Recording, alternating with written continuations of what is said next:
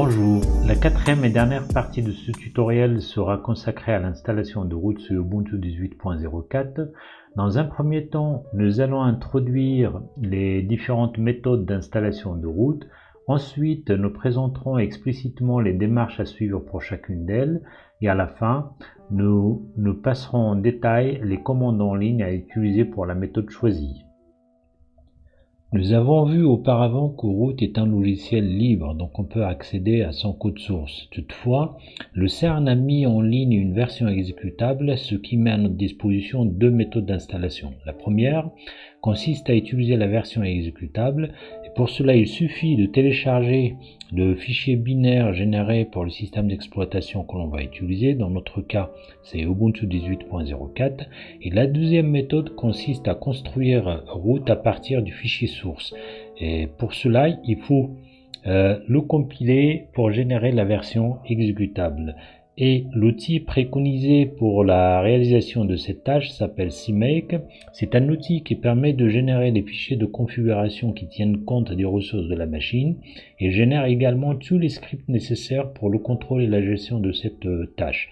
Et c'est un outil qu'il va falloir installer. De même, il va falloir installer les librairies que Root utilise et qui ne font pas partie du système. C'est ce que l'on va appeler par la suite les paquets, les librairies externes ou les paquets externes. Alors, la méthode que l'on va utiliser dans notre cas, c'est la construction de Root à partir du fichier source. La première étape de la démarche de construction de Root à partir d'un fichier source, laquelle démarche d'ailleurs peut être consultée en détail sur le lien suivant. La première étape de cette démarche consiste à installer les paquets externes que l'on peut répartir en deux. Les paquets indispensables sans lesquels Root ne peut pas être compilé, qui sont Git pour la gestion des versions, CMake on l'a déjà vu, G++ et GCC. Donc c'est une collection de compilateurs et celui qui nous intéresse c'est le C++. BinUtil, c'est donc une collection d'outils qui permet de manipuler les fichiers binaires ou exécutables. Et le reste des paquets est utilisé dans l'interface graphique de Root. Et d'ailleurs, ils font partie des librairies du système Xwindow. La deuxième partie donc des paquets que l'on appelle optionnels, on peut les installer au choix en fonction de nos besoins. La liste complète de ces paquets peut être consultée sur le lien suivant. On peut en citer pour l'exemple GCC Fortran fournit donc le compilateur du Fortran 77, pas le 90. Graphize permet de visualiser les graphes 2 et 3D. L'utilisation d'une base de données MySQL dans Root donc nécessite l'installation de ce paquet. Quant à l'utilisation des connexions à distance avec les outils SSH, on peut l'avoir avec le paquet libSSL deb. Donc au minimum, il faut installer les paquets indispensables pour pouvoir compiler Root et la commande pour faire cela donc, est donnée par l'expression qui vient d'être affichée.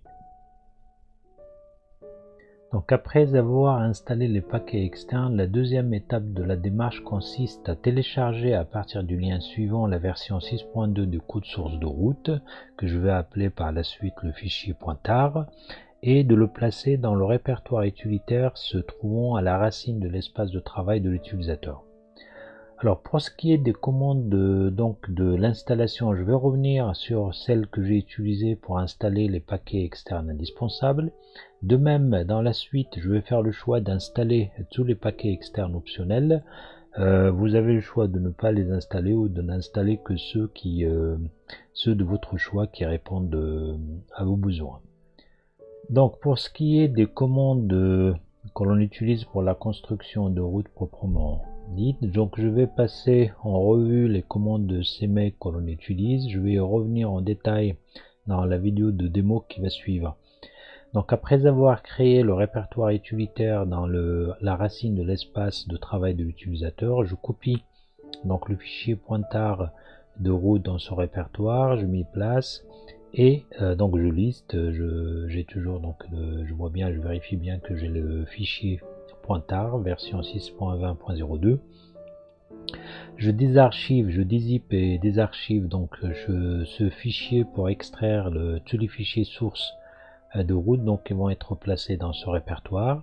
Ensuite, je crée, donc dans le répertoire utilitaire, je crée un répertoire dans lequel je vais construire la version exécutable de route. On ne peut pas le faire dans le répertoire qui contient les fichiers sources de route, parce que quand on utilise CMake, si on le fait, on va avoir un message, on retourne un message d'erreur. Donc c'est pas permis avec CMake. C'est pour cela donc je crée un répertoire build route, je mets place dans ce répertoire et je lance la commande qui permet de générer les fichiers de configuration et les scripts nécessaires à la compilation. Donc la syntaxe de la commande c'est CMake point, c'est le répertoire courant, donc c'est dans ce répertoire là, ça veut dire build route, qui vont être placés tous les fichiers qui vont être générés. J'indique à CMake où se trouvent les fichiers de source de route, donc je donne le chemin. Ensuite, j'utilise l'option "-d all est égal à on", ça veut dire j'indique à CMake tout simplement d'activer toutes les fonctionnalités de route. Donc après avoir exécuté la commande, je liste le contenu de répertoire build route qui vient d'être créé. Donc on voit bien qu'en plus des fichiers de configuration et des scripts de compilation, donc CMake a créé l'arborescence finale donc de route. Ensuite, pour générer l'exécutable, il suffit donc d'exécuter la commande CMake -build, donc c'est l'option qui permet de dire à CMake de générer l'exécutable. Après point, la même histoire qu'avant, ça veut dire tout ce qui va être généré va être placé dans le répertoire courant. Alors dans le cas où le processeur de la machine dans laquelle on travaille possède plusieurs cœurs, pour accélérer la compilation, on peut indiquer avec l'option "-g" le nombre de processeurs donc à CMake, ce qui lui permet en fait d'utiliser le calcul parallèle et par la même occasion donc d'accélérer la compilation. Nous allons à présent passer en détail les différentes démarches à suivre pour l'installation de route. Pour cela, on va directement sur le site officiel de route, donc je lance le navigateur, je fais une recherche par mot-clé route CERN. Ensuite, je clique sur la première adresse qui s'affiche route.cern.ch, où je peux la saisir directement sur la barre des adresses.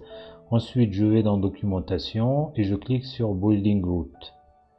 Après, nous avons vu également dans la présentation que la première des choses à faire, c'est d'installer les paquets externes. Et pour accéder à la liste de ces paquets, donc on clique sur le lien Prerequisites, qui correspond tout simplement à ce qu'il faut faire au préalable avant l'installation proprement dite de route.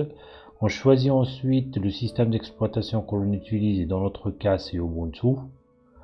On utilise Ubuntu 18 mais 18.04, mais c'est la même liste des paquets externes que les versions précédentes de ces distributions. Donc on fait défiler la page vers le bas et on retrouve les paquets externes, la liste des paquets externes répartis donc en deux groupes. Le premier groupe, ce sont les paquets qui sont indispensables, et le deuxième groupe, ce sont les paquets optionnels. Alors pour les installer, donc j'utilise le jeu de copier-coller, donc pour gagner un peu de temps. Je clique donc sur copier. Ensuite, j'ouvre un terminal que j'agrandis. Et avant de procéder à l'installation de ces paquets, le mieux c'est de faire donc une mise à jour de la liste de dépôt. Donc sudo apt update. Je saisis le mot de passe. Et donc je vois bien que tous les paquets installés sont à jour. Ensuite, je colle la commande de l'installation des paquets indispensables et je l'exécute. Je confirme.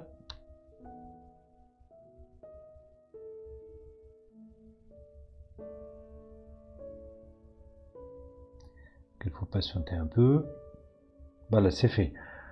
Je retourne donc au navigateur. Alors j'ai fait le choix d'installer tous les paquets optionnels. Vous avez le choix de ne pas le faire ou tout simplement d'installer les paquets de votre choix qui correspondraient à ce que vous voudriez faire. Donc je copie cette commande, je la colle sur le terminal et je l'exécute. Je confirme.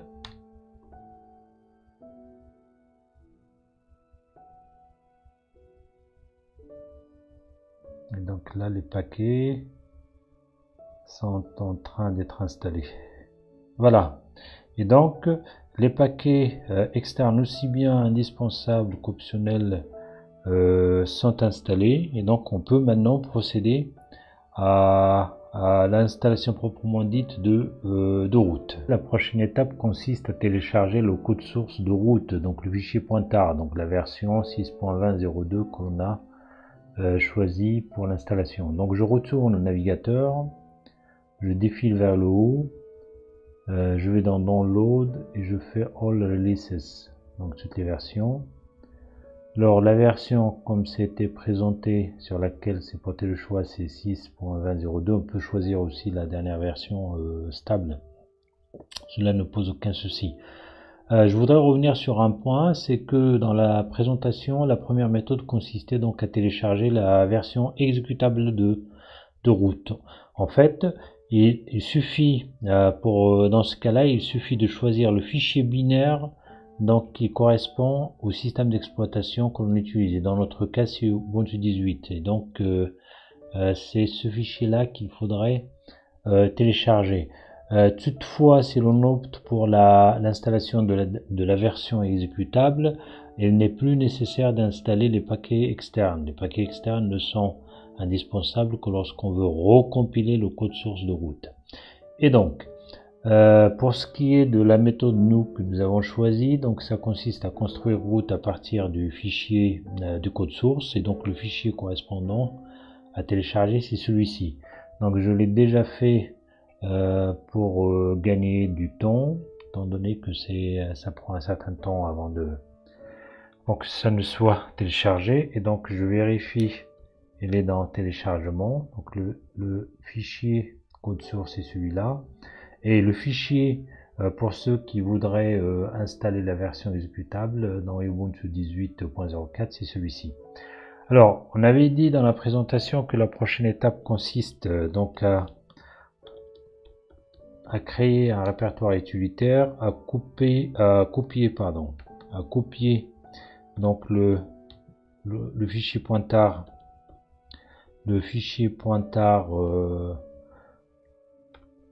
dans utilitaire, se déplacer vers utilitaire. Donc je vérifie bien que j'ai mon fichier ici. Donc après, donc j'extrais en fait les fichiers sources de route à partir du fichier pointard. Donc la commande c'est tar xvfz. Donc X c'est pour indiquer à tar qu'il doit extraire et non pas archiver. V c'est le mode verbose, ça veut dire tar va lister donc tous les fichiers qui vont être extraits du pointard. F donc c'est pour indiquer le nom du fichier qui va être tout simplement désarchivé, et Z c'est pour le décompresser étant donné qu'on a l'extension .gz. Après on donne le nom du fichier. Ensuite on peut préciser le nom du répertoire dans lequel on veut que les fichiers qui sont extraits soient placés. Si on ne le met pas, donc par défaut tar il va prendre tout simplement le nom de route avec sa version. Et voilà, donc là on a le mode verbose, c'est pour ça que tous les fichiers qui sont dedans et qui sont extraits sont listés. Et voilà, donc si on fait un ls, donc on voit bien que l'on a un répertoire dans lequel les fichiers extraits sont placés. Si on le liste, donc si on liste son contenu, on voit bien donc qu'on a ici ce qui était dans le fichier pointard avant. Alors, comme ça a été indiqué dans la présentation, on ne peut pas compiler route à l'intérieur de ce répertoire-là, pour la simple raison, quand on utilise CMake, il faut compiler route dans un répertoire externe. C'est pour ça que l'on va donc créer un nouveau répertoire, donc c'est build route. Je vais me déplacer dans ce répertoire, donc je fais un liste, donc il est vide. Après la commande suivante c'est tout simplement cmake, donc le point ça veut dire sur le répertoire courant, donc tous les fichiers de configuration et aussi les scripts nécessaires pour la compilation, et même on va voir aussi que c'est l'arborescence finale de route va être aussi créée, et ça va être fait dans ce répertoire là, dans le répertoire courant. Ensuite on indique l'emplacement des fichiers sources donc de route. Dans notre cas, donc c'est celui-ci. Après, je vais rajouter une option -all pour indiquer à CMake qu'elle doit en fait activer toutes les fonctionnalités de route.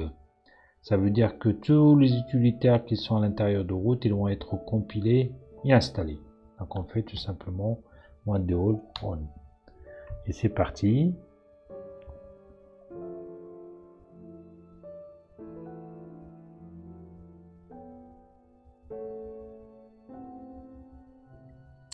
Donc on patiente un peu. Donc le CMake était en train de sonder un peu tout ce qui est installé sur la machine ainsi que les ressources de la machine pour qu'elle puisse... Et voilà, c'est fait. Si on fait un ls, donc on voit bien que le répertoire build_root maintenant il y a pas mal de sous-répertoires et de fichiers de configuration et de scripts de compilation, enfin de scripts qui gèrent et contrôlent la compilation. Et on voit bien aussi que, comme je disais tout à l'heure, que l'arborescence finale de route aussi a été créée. La commande pour construire l'exécutable de route, c'est cmake $build, point pour indiquer que tous les fichiers exécutables vont être placés dans le répertoire courant.